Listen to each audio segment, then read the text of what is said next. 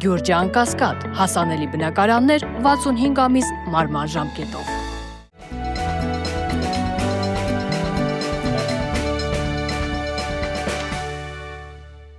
Բարև ձեզ, սիրելի հայրենակիցներ, կրկին շաբաթ եւ կրկին խաչմերուկ հավելված հաղորդաշարն է։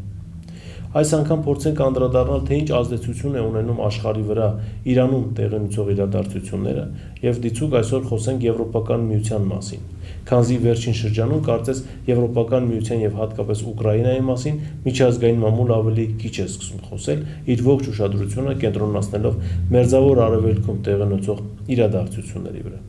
Կրկին Գևորգի հետ ենք անցկացնում հաղորդումը, ողջույն Գևորգ։ Ողջույն Գրիգոր։ Կարծում եմ կհամաձայնվես, որ Մերձավոր Արևելքում տեղի ունեցող իրադարձությունները կարծես երկրորդ պլան մղեցին դեռ մոտ 2 ամիս առաջ, այսպես եթե կարող ենք կոչել, թիվ 1 թեման միջազգային լրահոսի Ուկրաինա, Եվրոպական միություն եւ այն ինչ կատարվում է, ինչպես ասում են, հին աշխարհում։ Ընդհանուր առմամբ պետք է արձանագրել, որ ինչ աշխարհում կատարվում է, այս պահին ակտուալ չէ։ Միջազգային լրահոսում չես կարդալ։ Միայն Իրանի եւ Մերձավոր Արևելքի թեման է։ Այո, կենտրոնացած բոլորի ուշադրությունը այստեղ է սևեռված եւ ճիշտ է շատ նկատում հենց Ուկրաինայի վրա շեշտը դնելով այս բառը, որովհետեւ վերջին 4 տարվա համար մեկ թեման է եղել։ Համար մեկ թեման էր եւ կարծես տպավորություն է ստեղծում, որ Ուկրաինայի հարցը այսպես շատ արեստավարժ կերպով փորձում են դուրս մղել նաև միջազգային օրակարգից, դարձնելով այն երկրորդական թեմա, ինչը բնականաբար նշանակում է, որ Զելենսկին այլևս չի կարողանալու հույսը դնել այն հսկայածավալ օժանդակության վրա եւ մեդիա դաշտում, եւ ռազմական առումով, եւ ֆինանսական առումով, ընդհանուր առմամբ էլ նույնիսկ մինչեւ այս իրանական նոր իրողությունները, այսպես արդեն նկատելի էր, որ որոշակի առումով կար անկում հատկապես հետաքրության առումով այդ թեմայի վերաբերյալ։ Եվ ինչքան շատ է այսպես երկարում Իրանում տեղի ունեցող իրադարձությունները, այնքան ակնհայտ է դառնում, որ Եվրոպական միությունը հայտնվում է այսպես շատ աննախանձելի վիճակում եւ տնտեսական առումով եւ իմիջի առումով։ Ներողություն, Ուկրաինայի բاب նաեւ կարելի է մի բարձ փաստել այստեղ հավելացնել, որ ընդհանրապես Թրամփի վարչակազմի արդեն օրոք փոխվել է վերաբերմունքը նույն Վաշինգտոնի։ Ես անգամ կասեի ոչ թե փոխվել է վերաբերմունքը, այլ հասկանալի չէ այս բանը։ Եվ հասկանալի չէ, չէ Թրամփի վարչակազմը առասարակ ինչ է ցանկանում ստանալ ուրեմն Ուկրաինայում եւ ինչ քաղաքականություն է։ Որովհետեւ Բայդենի օրոք հստակ էր, կար աջակցություն։ Այո, եւ այստեղ չեն կարող չհիշել, այսպես եթե անալոգիա փորձենք տանել, զուգահեռներ տանել մեր հայտնի հայկական ֆիլմերի 0199-ի հայտնի դրվագը, որ այ մարդ դու մեզանից ինչ ես ուզում։ Հիմա եվրոպացիները եւ ուկրաինացիները ըստ էության Թրամփին տալիս են այդ հարցը. ինչ ես ուզում դու մեզանից, քանզի այն քաղաքականությունը, որ վարում է Թրամփի վարչակարգը 2016 թվականից ի վեր, հետո երբ որ ինքը չեղավ նախագահ եւ հետո կրկին դարձավ նախագահ, հատկապես Ուկրաինայի եւ հետխորհրդային տարածքի հետ կապված, մի տեսակ հասկանալի չի։ Թվում էր, թե Իրանում Թրամփը շատ արագ է ամեն ինչը կավարտի եւ կրկին կվերադառնա եվրոպական ասպարեզ, բայց մենք անցյալ անգամ ենք խոսել Իրանի մասին, այսօր չխոսենք, բայց փորձենք հասկանալ, թե ինչ ազդեցություն ունի իրանական кейսը եվրոպական միության վրա մի քանի առումով։ Առաջին, զենքի մատակարարումների մասին ենք անպայման խոսելու եւ հղում ենք տալու Եվրոպական միություն Միացյալ Նահանգներ պայմանագրերին եւ պայմանավորվածություններին։ Երկրորդ, էներգետիկ շուկայում այս բանը ինչ է կատարվում Եվրոպական միության, քանզի այն ինչ կատարվում է այնտեղ մեկ բառով է պետք բնութագրել քաոս։ Եվ գլխավորներում նավթն է։ Այո, քաոս եւ անհասկանալի իրավիճակ ապագայի հետ կապված, քանզի հասկանալի չէ, թե դրա ապագան ինչ է լինելու ըստ էության։ Եվրոպական միության էներգետիկ ապահովության ապագան այս պահին բավականին մշուշոտ է։ Երրորդ, զուտ Ուկրաինա եւ Ուկրաինայի հարաբերությունները Եվրոպական միության երկրների, հատկապես այն երկրների հետ, որոնք Թրամփին համարում են իրենց դաշնակիցը։ Դիցուկ այսօր կխոսենք Ուկրաինա-Հունգարիա հարաբերությունների եւ նաեւ ինչ որտեղ Ուկրաինա-Սլովակիա հարաբերությունների մասին, բայց ֆիքսվենք Հունգարիայի հետ կապված։ Իմիջիայլոց հաղորդաշարից առաջ ես այսպես ուսումնասիրում էի վերջի մեկ շաբաթվա լրահոսը եւ ինչն է հետաքրքիր, որ անգամ արդեն Հունգարիայի վարչապետ Օրբանը բողոքում է, որ ինքը եւ իր ընտանիքի անդամները սպառնալիքներ են ստանում ուկրաինացիներից։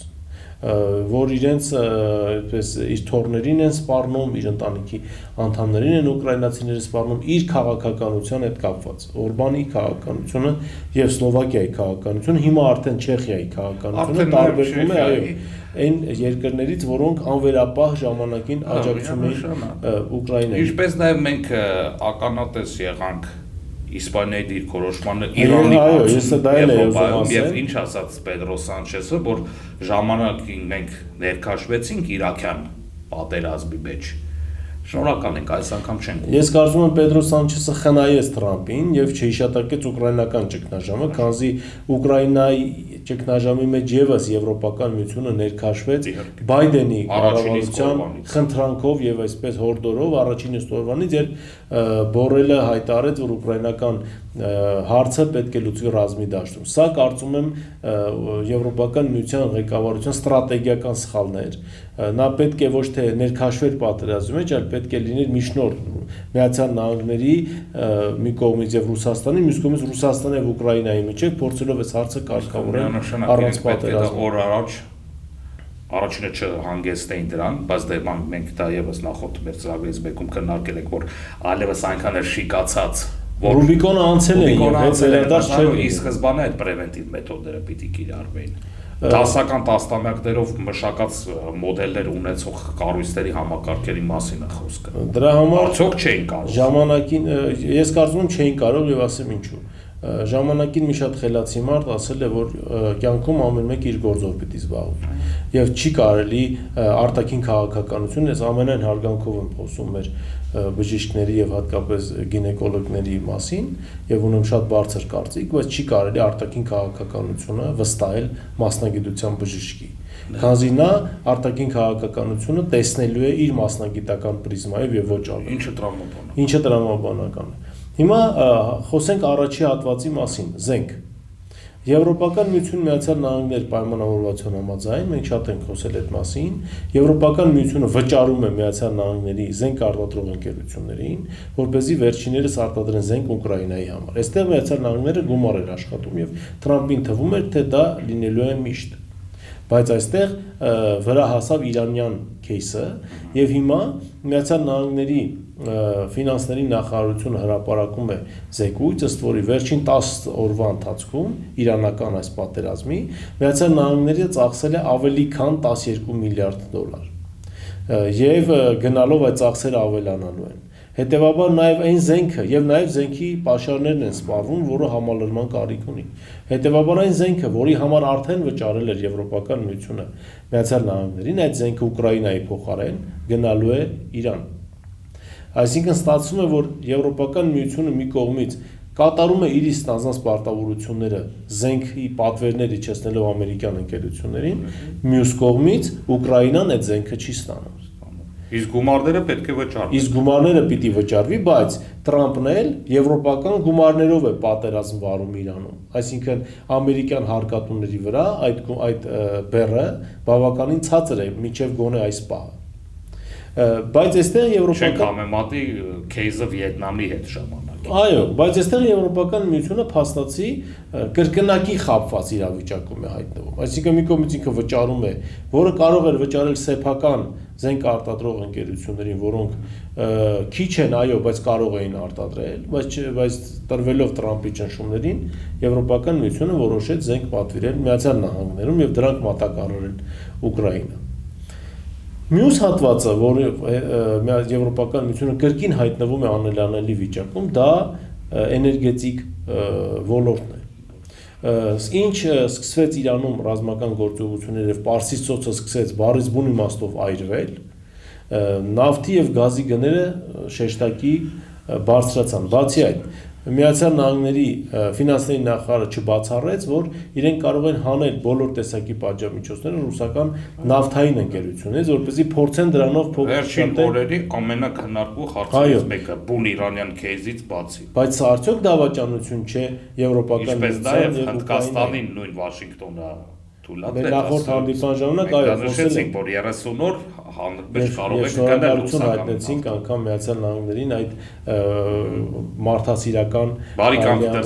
կամքի համար, այո։ Հիմա այստեղ Եվրոպական միությունը եւ Ուկրաինան չեն հայտնվում կրկնակի խապված, հատկապես այսինքն յուրաքանչյուրը իր տեսանկյունից։ Տես, Եվրոպական միությանն ասվեց եղբայր, դու Ռուսաստանից նավթ չես գնում։ Պայթեցրու նաև գազատարներ, այսինքն իրենք չեն պայթեցրել, բայց իրենք իմացել են նվազագույն։ Նավթ չես գնում։ Նավթ չես գնում 26-27 թվից սկսած, բայց այստեղ գալիս է երկրորդ հարվածը, Ռուսաստանի նախագահը չի բացառում, որ արդեն իրենք կարող են սկսել նավթ չվաճառել ուղղակի Եվրոպական միությանը եւ Ուկրաինան, այսինքն Միացյալ Նահանգները այդ ժամանակ նույն Եվրոպան պիտի այդ նավթը օրինակ գնի Մերձավոր Արևելքից։ Բայց Մերձավոր Արևելքի նավթ եւ գազ արտանող երկրները ասում են 2 շաբաթից 2 ամիս նվազագույնը, եթե ռազմական գործողությունը չդադարեցվի, մենք չենք վաճառել։ Չեն կարողանալու վաճառել։ Ֆիզիկապես չեն կարողանալու։ Այս պայդրությամբ Եվրոպական միության պայծառներում Այո, Եվրոպական միության պայծառներում գազի քանակությունը 30%-ից պակաս է։ Սովորաբար ամեն տարի ձմռան այսպես շրջանի ավարտից հետո այնտեղ մոտ 50-52% գազ է լինում։ Հիմա 30%-ից պակաս է եւ հայտնի չէ թե ինչպես են այդ ամեն ինչը լրացնելու։ Սա տնտեսական կողմը, բայց կա նաեւ այս հարցի բարոյական կողմը։ Ուկրաինան, ում համար ողջ աշխարհը պատժամիջոցներ էր սահմանում Մոսկվայի դեմ եւ դա ներկայացնում էին իբրև կոլեկտիվ անվտանգության եւ կոլեկտիվ պաշտպանության Ստացվում է, որ Ուկրաինայի մասին արդեն չեն խոսում, բայց իրենց խնդիրը սեփական տնտեսությունները փրկելն է, այսինքն այստեղ եւս ուկրաինական թեման մղվում է, ինչպես ռուսներն են սիրում կրկնել, հերավոր արկղի մեջ է դրվում եւ հայտնի չէ թե այդ հարցին պայմանականացենք 3-4 պլան։ Երբ են անդրադառնալու։ Դրան գումարած ակնհայտորեն այստեղ առաջանում է հակասություն Եվրոպական միության երկրների միջև։ Քանզի Հունգարիան եւ Սլովակիան բարեկամություն նավթատարով պետք է շարունակեն նավթ ստանալ, բայց այստեղ Ուկրաինան ըստ էության անընդհատ կասկածի տակ է դնում այս հանգամանքը եւ անգամ սպառնում է որոշ անգամ մի քանի անգամ էլ հիշում ես հարվածներ հասցրեցին եւ պայթեցին նավթամարը։ Բայց դույն այս նավթի թեմայի շրջանակներում այն նոր ինչ է մտածում։ Իսկ Նորվեգիան որքանով կարող է ապահովել եվրոպացիներին նավթի հետ կապված Նորվեգիան այդքան մեծ պաշարներ չունի, գազի հետ կապված էլ ես կարդում էի, որ Նորվեգիայի հնարավորությունը սկանդինավյան երկրներից բացի այս պահին մեր բալթյան երկրներ առավելագույնը Լեհաստան Այսինքն անգամ Գերմանիա ինքը չի կարող, այո, Գերմանիային ինքը չի կարող ապահովել նավթով։ Գերմանիային իպես տնտեսություն ապահովելը շատ դժվար է։ Այո, իմիջիայլոց վերջին օրերին Եվրոպական միությունում կարծես թե ինչ որ բան է սկսում փոխվել։ Եվ Եվրոպական միությունը որոշում է կայացնել նոր ծրագիր սկսել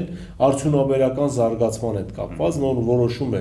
կայացվել։ Իհարկե դա շատ լավ է, վաղուց էր պետք անել, այլ ոչ թե արդյունաբերությունները համակերպվել, որ տեղափոխվեն Չինաստան եւ Միացյալ Նահանգներ, խոսքը առաջին հերթին ավտոմեքենաշինության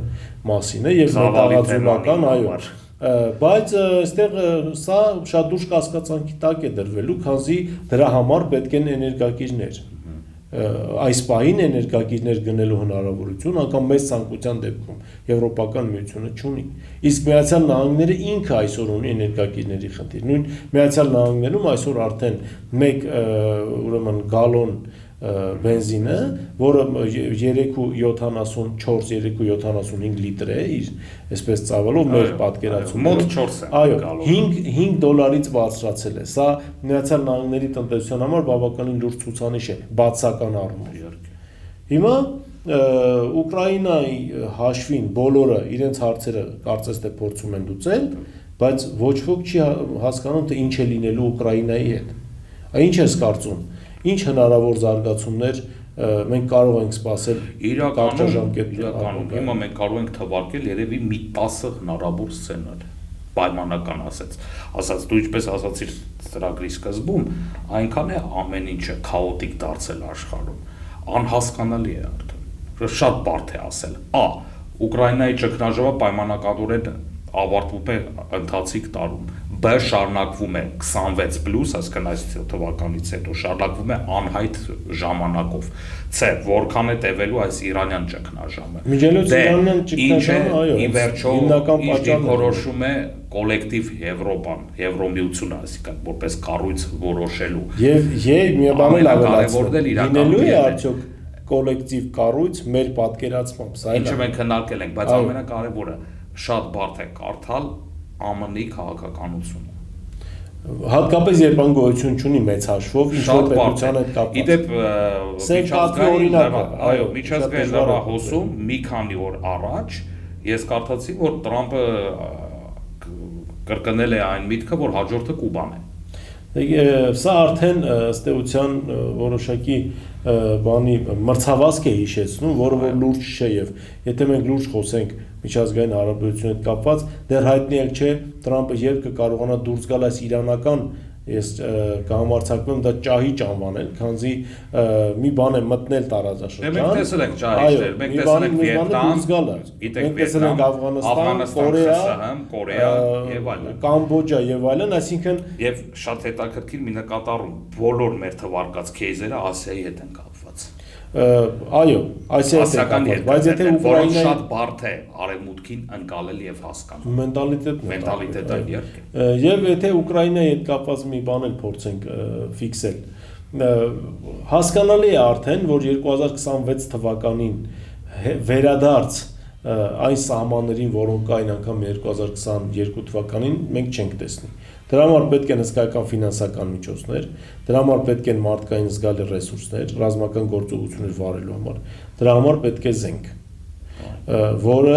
այս երեքն էլ չկա, այս բայի դրությամբ ամենայն դեպս չկա։ Այսինքն խոսել, որ 2026-ին հնարավոր կլինի ավարտել պատերազմը Ուկրաինայում, մի փոքր մշուշոտ է։ Երկրորդ, ինչ ենք հասկանում ասելով ավարտել պատերազմը Ուկրաինայում, քանզի դա էլ է հարց։ Այսինքն պատերազմը կարող է կանգնել, բայց դա կարող է մտնել նախ սառը ֆազա, սառեցվել տևական ժամանակով, այո, ում օգտին, ինչ սահմաններով։ Իսկ ինչ ես կարծում, Ուկրաինայի հետ կապված ի վերջո Արևմուտքը եւ Ռուսաստանի Դաշնությունը կարող են կիրառել 38-րդ զուգահեռականի սինդրոմը եւ ինչ որ կորեաների հետ տեղ ունեցավ սառեցնել 50-ականներին բացառված չէ։ Այսինքն առողջ տրամաբանությունը հուշում է որ այո։ Բայց ի տարբերություն կորեաների, որտեղ ըստ էության երկու վարչակարգեր էին, այսինքն աշխարհակարգեր էին Խորհրդային Միություն, Արևմուտք գլոբալ, ու Կորեայի պարագայում չկար պոտենցիալ հաղթող եւ չկար պոտենցիալ իրականում այնտեղ չի եղել բան։ Այո, բայց Ուկրաինայի պարագայում այս պայդրությամբ ռազմաճակատում ողջ երկայնքով, հատկապես վերջի իրադարձությունների ֆոնին էլ թելադրողը ըստ էության ռուսական կողմն, հետեւաբար նրանք կհամաձայնվեն, այս սա է ամենակը, այսինքն արևմուտքը պիտի ջանքեր գործադրի, արևմուտքը Ռուսաստանին ինչ դիվիդենտներ է տալու այդ։ Առաջինը նավթի բանը հանում է արդեն։ Հա, էներգակիրները դիվիդենտ տալու։ Հաջորդը ես կարծում արդեն աստիճանաբար մենք սպորտից ենք խոսում, աստիճանաբար պարաօլիմպիկ մարզաձևերում ռուսական հավաքականի դրոշով վերադարձել է։ Ոնց է լինի ամեն ամիս կամ երկու ամիսը մեկ կարելի է գոնե մի փոքր այսպես ռեմարկ կարդալ ԶԼՄ-ներից միջազգային, որ UEFA-ն կամ FIFA-ն դիտարկում են հնարավորությունը, որ Ռուսաստանը այսինքն արդեն հետախուզում են հասարակության այսպես վերաբերում միջազգային ասպարեզ կա, որ ռուսական ակումբները գոնե վերսկսեն խաղալ եւ այլն։ Պետք է, չէ՞, քիչ պատրաստ են հասարակության, որտեղ 4 տարի դու ասել ես սա ձեր ոչ գործընկերն է, այսպես ասեմ։ Եվ հիմա կտրուկ հայտարարել դա անհասկանալի իրավիճակ է ստեղծել։ Վերադառնում ենք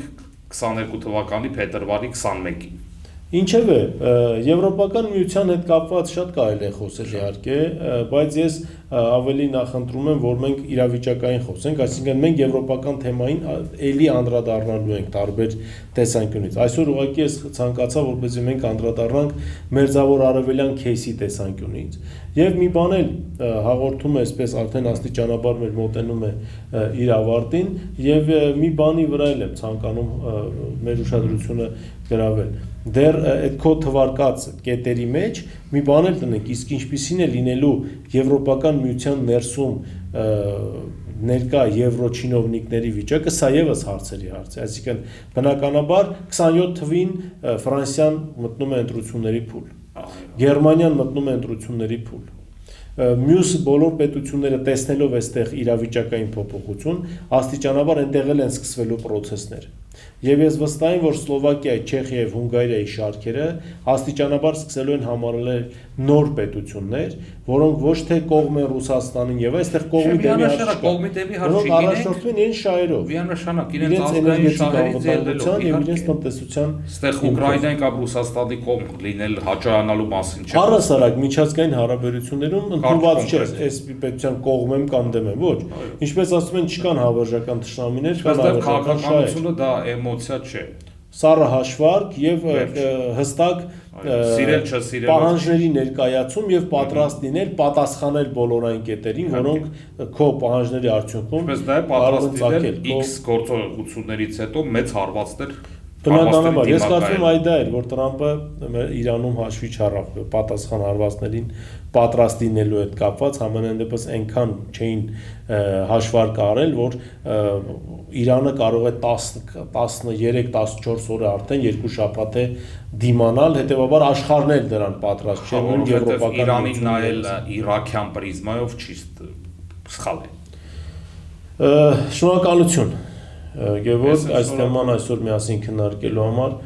Այս թեման էր սիրելի հայրենակիցներ, որ այսօր ցանկացա քննարկել Գևորգի հետ։ Իրականում Եվրոպական միությունը մեզ համար եւս կարեւոր է, քանզի Հայաստանը անգամ օրենք է ընդունել Եվրոպական միության անդամ դառնալու համար, եւ մենք պետք է հասկանանք, թե իրականում ինչ է կատարվում Եվրոպայում, որտեղ է գտնվում Եվրոպան եւ ինչ դիրքորոշում է ունենալու Եվրոպան Ուկրաինայի ապագայում, եւ որ ամենակարևորն է ինչ է լինելու Ուկրաինայի հետ, քանզի մղվելով երկրորդ պլան կա վտանգ, որ բոլորը մի պահ ուղղակի կարող են մոռանալ Ուկրաինայի մասին, Ուկրաինային մենակ թողելով իր խնդիրների հետ։